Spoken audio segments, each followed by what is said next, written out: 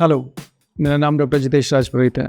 मैं cancer surgeon हूँ, speciality surgical oncology group of hospitals. आज हम बात करेंगे इसोफेजियल कैंसर के बारे में। ये इसोफेगस क्या ऑर्गन होता है और इसके कैंसर के क्या सिम्टम्स हैं और इसे हम कैसे डायग्नोस कर सकते हैं, स्टेजिंग कैसे होता है और इसका ट्रीटमेंट क्या क्या ऑप्शंस क्या क्या है। तो इसोफेगस नॉर्मली एक ट्यूब होता है जो हमारे गले से लेके स्टमक तक कनेक्ट करता है। ये चेस्ट में से पास होते हुए हमारे स्टमक के अंदर जाएगा। जब हम खाना खाते हैं तो खाना इस नली के थ्रू स्टमक के अंदर जाएगा। इस ऑर्गन के अंदर या इस ट्यूब के अंदर अगर कोई कैंसर डेवलप होता है तो इसे हम कहेंगे इसोफेजियल कैंसर।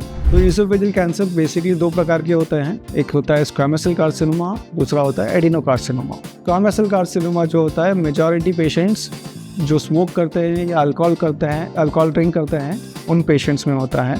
एडिनोकार्सिनोमा जो है वो ओबेसिटी की वजह से होता है या फिर हम आपको काफ़ी टाइम से एसिडिटी रही हो, एसिड रिफ्लक्स आ रहा है, आपके इसोफेगस के अंदर जा रहा है, स्टमक में जो एसिड बन रहा है आपके इसोफेगस में जाता है, तो एक एंटिटी होती है जिसे हम कहते हैं GERD, gastro oesophageal reflux disease. ये आपको अगर 15-20 साल से आपको गैस्ट्रिक रिफ्लक्स है तो वहाँ का जो डिस्टल पार्ट ऑफ इसोफेगस है या डिस्टल पार्ट ऑफ स्टमक आपका फूड पाइप है उसके अंदर बॉडी चेंजेस करना चालू करेगा, क्योंकि ये बार बार क्रॉनिकली एक्सपोज हो रहा है आपके एसिड एनवायरनमेंट में। तो उस जो distal part of food pipe है उसको ये जो म्यूकोजा है या अंदर की जो लाइनिंग है उसको चेंज करने की कोशिश करेगा स्टमक की लाइनिंग के अकॉर्डिंग, क्योंकि ये एसिड को बार बार रिफ्लक्स आ रहा है। अब जब ये 15 से 20 साल से है तो इसके अंदर एक चेंजेस आता है जिसे हम मेटाप्लेजिया कहते हैं, यानी चेंज हो गया, म्यूकोजा चेंज हो गया है।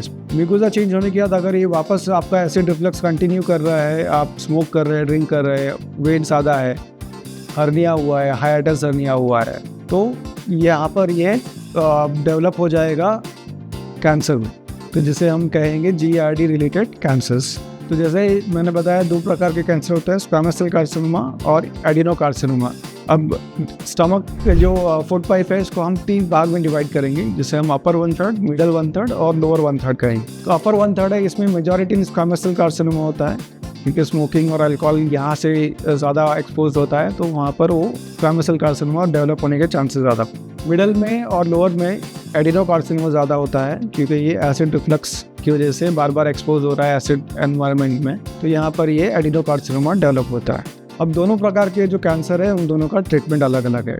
तो जब हम डायग्नोस करते हैं तो हमको डायग्नोसिस कौन से प्रकार का कैंसर है उस हिसाब से आपका ट्रीटमेंट भी डिफर करे। अब ये कोशिश करेंगे कि इसका स्टेजिंग कैसे होता है। जैसे कि सभी प्रकार में कैंसर में होता है, स्टेज 1 to स्टेज 4 होता है। स्टेज 1 होता है कि आपका जो फूड पाइप है उसके अंदर 3 लाइनिंग्स होता है, म्यूकोजा, सब म्यूकोजा, सेरोजा। अब सब म्यूकोजा या म्यूकोजा के अंदर लिमिटेड है बीमारी या सेरोजा तक भी पहुंचा हुआ है तो ये स्टेज 1 रहेगा। अगर वो आसपास वाले लिम्फ नोड्स में पहुंच गया, रीजनल नोड्स है, थोरैक्स के अंदर ही आपके लिम्फ नोड्स पॉजिटिव आ रहा है या उसके अंदर कैंसर फैल चुका है तो इसे स्टेज 2 कहेंगे। अगर वो स्टमक के लिम्फ नोड्स में फैला हुआ है, स्टमक के आसपास भी लिम्फ नोड्स है, वहाँ तक फैल चुका है, या नॉन रीजनल नोड्स जिसे कहेंगे वहाँ पे फैला हुआ है तो इसे हम स्टेज 3 कहेंगे। स्टेज 4 है जिसमें एक ऑर्गन से दूसरे ऑर्गन में चला गया है, जैसे कि फूड पाइप है वहाँ से ये लंग में जो है चला गया है, लीवर में चला गया है, तो ये स्टेज 4 हो गया। अब इसे डायग्नोस कैसे करेंगे? तो सबसे बेसिक जो डायग्नोस्टिक टूल है इसे हम एंडोस्कोपी या OGD कहेंगे, इसोफेगो गैस्ट्रिक डुओडेनोस्कोपी, यानी आपका इसोफेगस, फूड पाइप, स्टमक और डुओडेनम, ये तीनों पार्ट के अंदर हम एक स्कोप डालेंगे जिसके अंदर एक कैमरा लगा हुआ है और हम देखेंगे कि अंदर कोई ग्रोथ या ट्यूमर या कोई गांठ है या नहीं। एक बार जब हमें गांठ दिख जाएगी तो वहाँ से हम बायोप्सी लेंगे, एक छोटा सा टुकड़ा निकाल के उसको टेस्टिंग के लिए भेजा जाएगा। जब ये टेस्टिंग के लिए जाएगा तो हमें किस प्रकार का कैंसर है वो पता चलेगा। दूसरा इसका एडवांटेज ये है कि हम उसका लेंथ या किस लेवल पर है वो भी हम देख सकते हैं इसके अंदर। जैसे कि ऊपर के साइड में है तो हमारे दांतों से उस ट्यूमर का लेंथ कितना है, डिस्टेंस कितना है, उससे हम आगे सर्जरी या ट्रीटमेंट प्लानिंग में ये काम आएगा। तीसरा है CT स्कैन। CT स्कैन में हम स्टमक और थोरैक्स का CT स्कैन करेंगे, जिससे हम देखेंगे कि ट्यूमर कितना है फूड पाइप के अंदर, आसपास वाले लिम्फ नोड में फैला हुआ है या नहीं।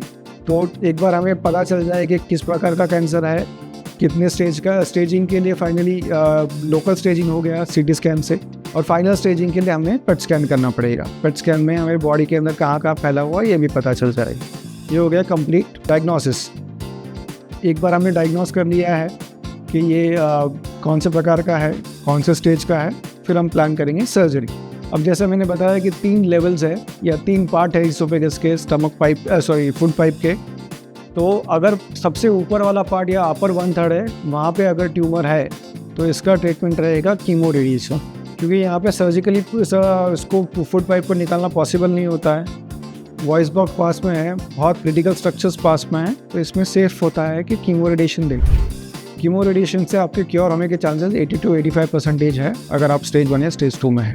दूसरा हो गया मिड थोरेसिक या सेकेंड 1/3 या लोअर 1/3।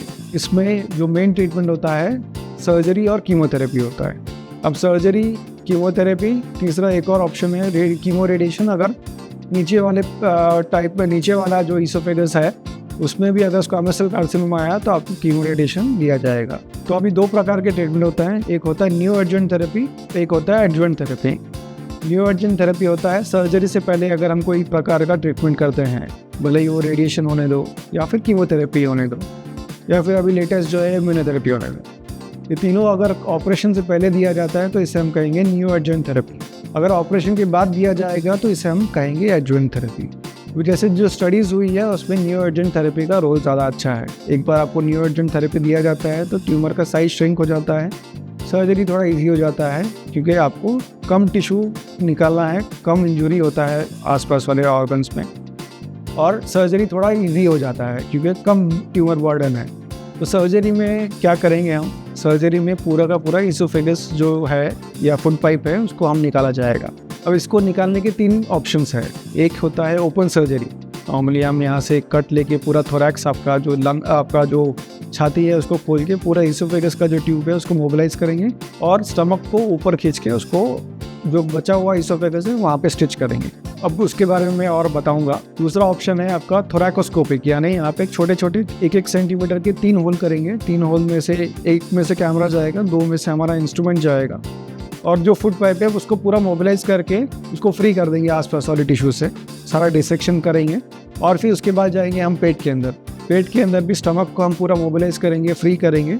और तीसरा पार्ट है नेक, यहाँ से इसको इस फूड पाइप को कट करके सेपरेट करेंगे और पेट में से वो सारा का सारा इसोफेगस और स्टमक बाहर निकाला जाता है, और स्टमक का एक छोटा सा पाइप बनाया जाएगा जिसे हम नेक तक खींचेंगे थोरैक्स के अंदर से, और जो बचा हुआ इसोफेगस है उसको स्टिच करेंगे। अब ये थोरैकोस्कोपिक वाला जो प्रोसीजर है इसको सेम प्रोसीजर हम रोबोटिकली भी कर सकते हैं। अब एक बार स्टमक को हमने रिप्लेस कर दिया है, इसोफेगस को जो पाइप निकालने के बाद हमने स्टमक को रिप्लेस किया है, तो थोड़े कॉम्प्लिकेशन होने के चांसेस है। कॉम्प्लिकेशंस नहीं, बेसिकली आपके बॉडी के अंदर कुछ चेंजेस आएंगे जिससे हम बॉडी एडजस्ट होगी, और आपको ये जो लाइफस्टाइल है उसमें थोड़ा सा मॉडिफाइड करना पड़ेगा आपको, नॉर्मल जो नया मैकेनिज्म बनाया हुआ है उसको एडजस्ट होने के लिए। नॉर्मली हमारा जो स्टमक होता है वो काफ़ी बड़ा होता है, तो नॉर्मली हम जब खाना खाते हैं तो उसका रिसेप्टिव कैपेसिटी ज़्यादा होता है। एक टाइम पर आप जैसे 3 से 4 रोटी खाते हैं तो अभी आपका स्टमक का ट्यूब बना हुआ है उसमें कैपेसिटी कम हो जाएगी। एक टाइम पर आप ज़्यादा खाना नहीं खा पाएंगे। पहले जो 3 रोटी खाते थे, 4 रोटी खाते थे, अभी 1 या 1.5 रोटी खा पाएंगे एक समय पर। आपको आपका फ्रिक्वेंसी ऑफ मील्स इंक्रीज़ करना पड़ेगा, हर 2 घंटे में आपको कुछ ना कुछ खाना पड़ेगा, क्योंकि बॉडी का जो रिक्वायरमेंट है वो तो नहीं चेंज हो रहा। आपको स्टमक का जो साइज़ है वो कम हो गया है, अब वो एक बार आपका डाइजेस्ट हो जाएगा, आपको बॉडी वापस भूख लगेगी आपको, तो आपको बॉडी को और एनर्जी की ज़रूरत होगी, उस टाइम पर आपको वापस फूड प्रोवाइड करना पड़ेगा, तो आपको हर 2-2 घंटे में कुछ ना कुछ खाना पड़ेगा। अब ये सर्जरी करने के बाद सर्जरी के पोस्ट ऑफ कॉम्प्लिकेशंस, कुछ कॉम्प्लिकेशन होने के चांसेस है। जैसे कि हमने ये सर्जरी की है छाती के अंदर से, हम जब स्टमक ये फूड पाइप को जब फ्री कर रहे हैं तो चेस्ट के अंदर इन्फेक्शन होने के चांसेस है। आप ऑपरेशन के बाद सांस अगर बराबर से नहीं ले पाते हैं, छाती अगर बराबर से नहीं खुल पाता है, तो छाती के अंदर इन्फेक्शन होने के चांसेस है। अब स्टमक का जो ट्यूब बनाया हुआ उसको हम स्टेपल यूज़ करते हैं। जब स्टेपल यूज़ करेंगे तो स्टेपल लाइन में से लीक होने के चांसेस है, जो कि 1 to 2% है। इसको हम नेक के अंदर एनास्टोमोसिस करेंगे, वो भी हम स्टेपल से यूज़ करते हैं, उसमें भी चांसेस 1 to 2% है। तो ऑपरेशन के बाद अगर सब कुछ स्टेपल लाइन हेल्दी है तो कोई इशू नहीं आएगा। अगर कोई स्टेपल लाइन लीक होता है तो वहाँ पे उससे रिलेटेड कॉम्प्लिकेशन हो सकते हैं। नॉर्मली हम 5th डे या 6th डे पे एक स्कैन करके देखते हैं और देखते हैं कि स्टमक ट्यूब बराबर है या नहीं। अगर स्टमक ट्यूब बराबर है तो 6th डे पे हम खाना चालू करते हैं हमको और देखते हैं, ऑब्जर्व करते हैं 2 दिन के लिए कि खाना खाने के बाद कोई इश्यूज़ नहीं आ रहे हैं। ये है कुछ कॉम्प्लिकेशंस। थर्ड कॉम्प्लिकेशंस है कि वॉइस चेंजेस, क्योंकि ये जो वॉइस बॉक्स को जो नर्व सप्लाई कर रही है वो भी चेस्ट के अंदर से ही आती है, इसोफेगस के आसपास ही होती है। जब मोबिलाइज कर रहे होते हैं तो हो सकता है उसको इंजरी हो जाए। अगर इंजरी होती है तो वॉइस में चेंजेस आ सकते हैं। ये भी थे कुछ कॉम्प्लिकेशन सर्जरी से रिलेटेड। अभी ऑपरेशन में सेकंड पार्ट है, आपको एक फीडिंग ट्यूब डाला जाएगा आपके स्मॉल इंटेस्टाइन के अंदर, जिससे हम फीडिंग आपको देंगे। ऑपरेशन के बाद तुरंत आपको खाना नहीं चालू किया जाएगा, 5-6 दिन रुकना पड़ेगा। उस टाइम पर जो बॉडी की रिक्वायरमेंट है तो उस रिक्वायरमेंट को फुलफिल करने के लिए हम फीडिंग एक ट्यूब डालते हैं स्मॉल इंटेस्टाइन के अंदर। तो ऑपरेशन के नेक्स्ट डे से आपका फीडिंग स्टार्ट हो जाएगा।